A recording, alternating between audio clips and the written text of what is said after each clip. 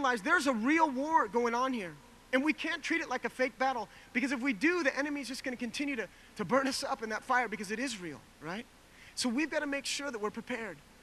And the Bible warns us about this kind of, nonchalant mentality. It talks about, it's kind of funny, it talks about it in Hebrews chapter 5. Verses 12 through 14, it says this.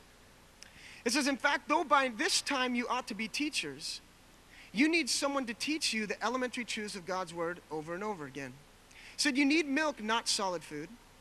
It said, anyone who lives on milk, being still an infant, is not acquainted with the teaching about righteousness. But solid food is for the mature, who by constant use have trained themselves, there's that word, to distinguish good and evil. And so here's what Paul's saying. He's basically talking to the church, and he's saying, listen, you guys have been in church a long time. Maybe like some of you guys, you've been in youth group your whole life. He's saying you should be teaching other people. You should be teaching people left and right how to walk this walk with Jesus Christ. But he said, most of you, he said, you guys need to be taught the elementary truths over and over again. He basically says, you guys are like spiritual babies. That's what he's telling these people, right? And I think some of us, that's a good analogy for us.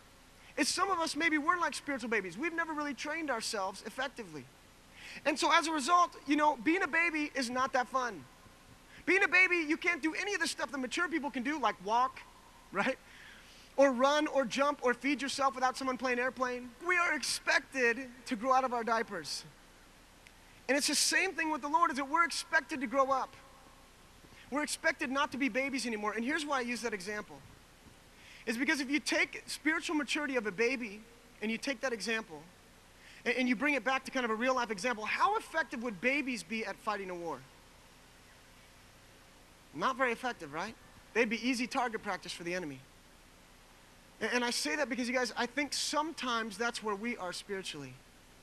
Because we've stayed infants spiritually, we haven't really trained ourselves day in and day out, reading our Bibles, growing in the Word, getting stronger in God. We're like spiritual babies, and when the spiritual battle comes to us, bam, we keep falling over. And then we think to ourselves, maybe this Jesus thing isn't real. Maybe nobody can really follow this walk with God. Maybe he can't really help me grow. Nope, that's not the case. He really can help you grow. This thing with Jesus really is real and life-changing, but it's meant to be applied to your life every day, not once a year.